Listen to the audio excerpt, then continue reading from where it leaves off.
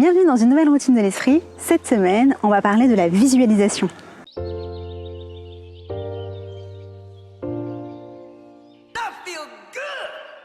Bonjour, si vous venez d'arriver sur ma chaîne, n'hésitez pas à vous abonner et à activer la cloche de notification. Est-ce que cet été, vous avez suivi les Jeux Olympiques? Si c'est le cas, n'hésitez pas à me le dire en commentaire. Et dites-moi aussi quelle discipline vous avez apprécié suivre.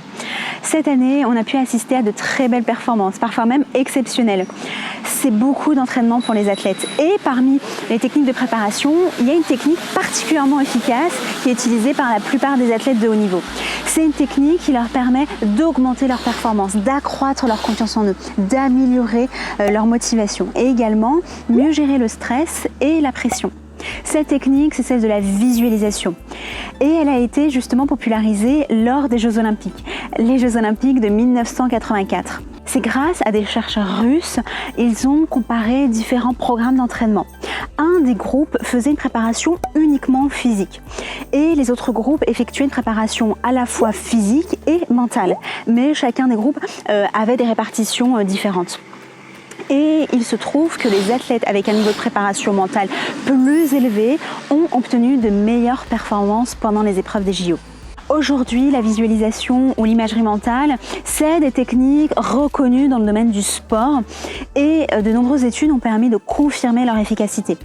Au-delà d'être une technique inspirante pour passer à l'action et atteindre vos objectifs, la visualisation, elle a des fondements scientifiques.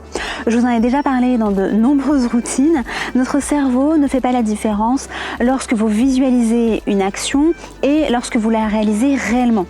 Si vous visualisez par exemple en train de marcher, courir, faire du vélo ou encore lever le bras, votre cerveau va activer le cortex moteur. C'est la partie de votre cerveau qui contrôle les mouvements du corps. C'est intéressant parce que ça montre à quel point notre corps et notre esprit sont intimement liés. Il y a plusieurs études sur le sujet, notamment celle de l'Université de Rio, qui démontrent ce lien étroit entre le corps et l'esprit. Ils ont plâtré le bras de 29 participants pendant 4 semaines. La moitié des volontaires devaient se visualiser en train de contracter et travailler le muscle du poignet. C'est assez rigoureux, ils devaient faire ça 5 jours par semaine pendant plusieurs minutes. Alors forcément, lorsqu'on est blessé, lorsqu'on est immobilisé, plâtré, on perd de la force musculaire. Mais au bout des 4 semaines, les chercheurs ont constaté que les participants qui avaient pratiqué la visualisation ont eu une perte musculaire 2 fois moins élevée que ceux qui n'ont rien fait. La visualisation, c'est pas une technique miraculeuse ou magique. Il ne suffit pas de se visualiser en train de gagner un triathlon pour remporter la victoire ou se visualiser en train de jouer du piano pour exceller dans le domaine. La visualisation, elle ne dispense pas d'un programme d'entraînement ou d'un effort réel. La visualisation, c'est plutôt une aide pour passer à l'action, vous mettre en mouvement et concrétiser vos objectifs et aspirations. C'est donc une technique intéressante, quels que soient vos objectifs, qu'ils soient sportifs, artistiques, professionnels ou encore personnels, que vous souhaitiez gérer votre stress, préparer un entretien, déménager ou encore demander une augmentation. Pour que votre visualisation soit efficace, l'idée n'est pas de vous concentrer sur le résultat, mais plutôt les étapes pour y parvenir. Un athlète ne va pas se concentrer sur la médaille et le podium, mais plutôt sur l'effort à fournir pour atteindre ce résultat. La répétition visuelle va aider à se perfectionner, être plus précis et créer des automatismes. La visualisation, elle vous permet donc d'améliorer vos performances, vous perfectionner. Elle favorise aussi la confiance en soi et la motivation. Elle rend vos objectifs tangibles, concrets et mobilise votre énergie vers l'action pour éviter l'inertie ou encore la procrastination. La visualisation, elle permet également de diminuer votre stress ou encore votre anxiété. Le fait de vous rejouer une scène va vous permettre de vous familiariser à la situation et vous réassurer. La visualisation, c'est une pratique exigeante qui nécessite de vous concentrer pleinement. Elle va donc être bénéfique pour augmenter votre niveau de concentration. Donc pour cette nouvelle routine, je vous invite à faire votre propre expérience de la visualisation. Premièrement, définissez vos objectifs. Qu'est-ce que vous souhaitez réellement travailler ou atteindre?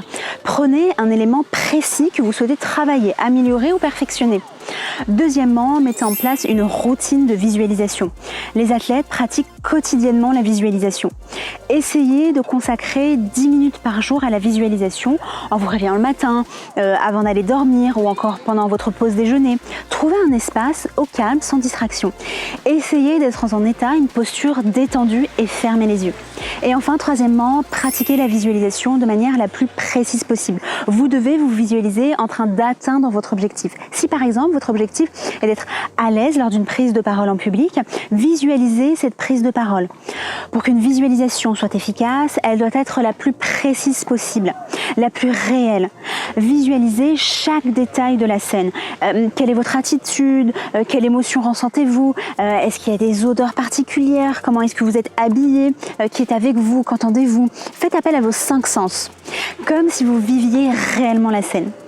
Et comme je vous l'ai déjà dit, la visualisation doit être combinée à un plan d'action. Donc en plus de votre visualisation, mettez-vous en mouvement, en action, en direction de votre objectif. Merci d'avoir regardé cette nouvelle routine. Je vous retrouve très prochainement pour une nouvelle vidéo et je vous dis à très vite.